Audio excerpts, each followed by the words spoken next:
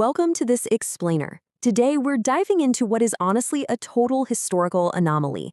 We're talking about a civilization that literally figured out how to lose battles, but somehow win eternity. For millennia, the world's absolute greatest empires made the exact same fatal mistake. They'd march right onto the Iranian plateau with their swords drawn, absolutely 100% certain they were about to wipe this civilization off the map forever. But just look at the stark contrast we're dealing with here. Massive, terrifying empires of antiquity, formidable powerhouses like the Babylonians, the Hittites, and the Assyrians, they completely crumbled into the dust of history the minute they were conquered. Yet Iran? They somehow survived catastrophic military defeats time and time again. They didn't dissolve into the genetic and cultural melting pot like everybody else. Honestly, any other nation would have permanently disappeared after taking that many overwhelming blows. So how on earth did they survive? Well, they developed this almost inexplicable survival mechanism. It's wild. They culturally digested their invaders.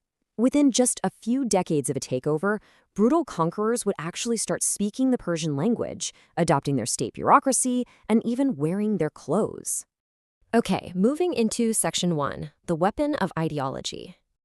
To really get why this culture was basically bulletproof, we have to look at the harsh mountains and deserts of the Iranian plateau, where their primary weapon was born. And spoiler alert, it wasn't chariots or some special kind of bow. It was an idea. Long before Christianity or Islam, Zoroastrianism completely turned human consciousness upside down. It depicted the entire universe as this uncompromising epic war between the transcendent god of light and the spirit of absolute evil. This gave the nation phenomenal unity. It clearly framed the nomadic expanse of Eurasia as the realm of darkness, meaning, just by being Iranian, you are actively assisting the forces of good. And this perfectly illustrates their true superpower. See, before this, people thought of time as cyclical, just moving in a circle like the changing of the seasons. But Zoroastrianism declared that time is linear. It had a beginning at creation, and it's hurtling toward an inevitable end with a final judgment. They literally invented the coordinates of time that we still think in today. Just think about that for a second. It's an idea that was later adopted by Judaism, Christianity, and Islam.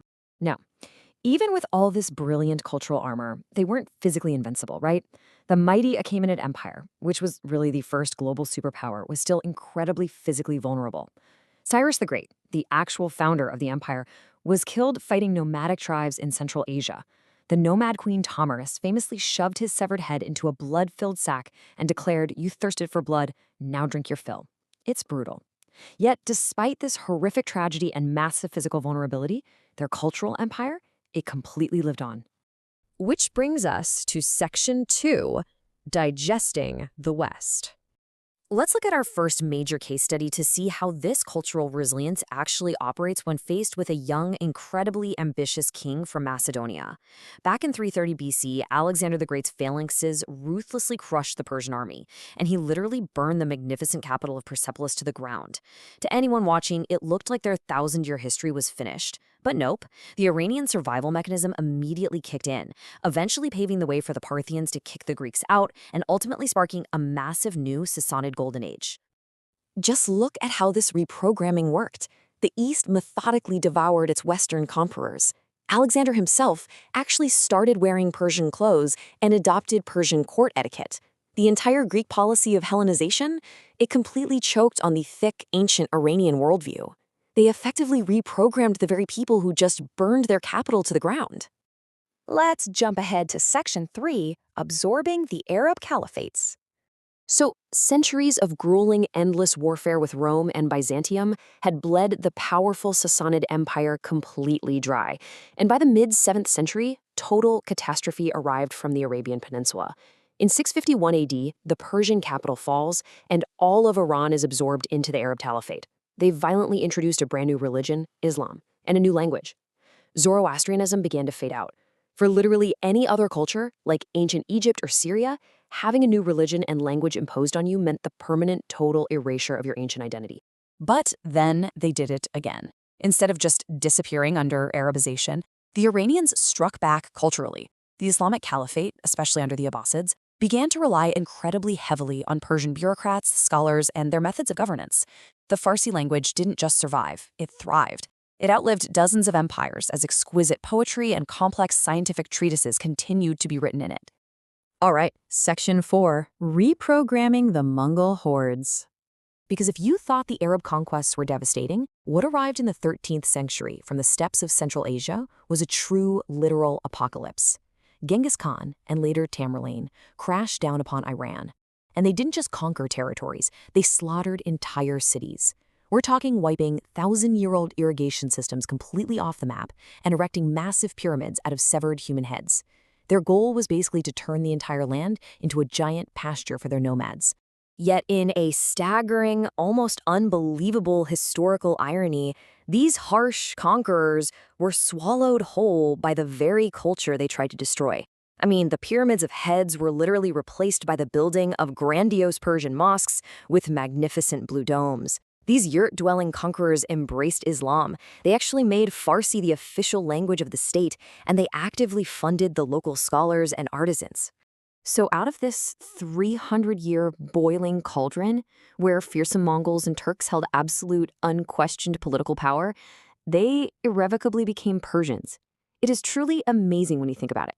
This profound cultural assimilation completely reprogrammed the invaders from the inside out, which paved the way for Shah Ismail to emerge in 1501, reunite the country, and found the Safavid state. Now let's look at the modern era in Section 5, 2 names, 1 identity. Fast forward to the 19th and 20th centuries. Iran had to forge a rigid, highly unique identity to survive a completely new kind of modern invasion, colonialism. On the eve of the First World War, the country was basically suffocating. They were caught right in the middle of the Great Game between the British and Russian empires. You had the British pumping Iranian oil, Russian troops stationed up in the north, and the whole country was effectively carved up into foreign spheres of influence. And honestly, this exact historical pressure cooker is what set the stage for the geopolitics we see in the Middle East today. But, Iran wouldn't be Iran if it didn't find a way out, right?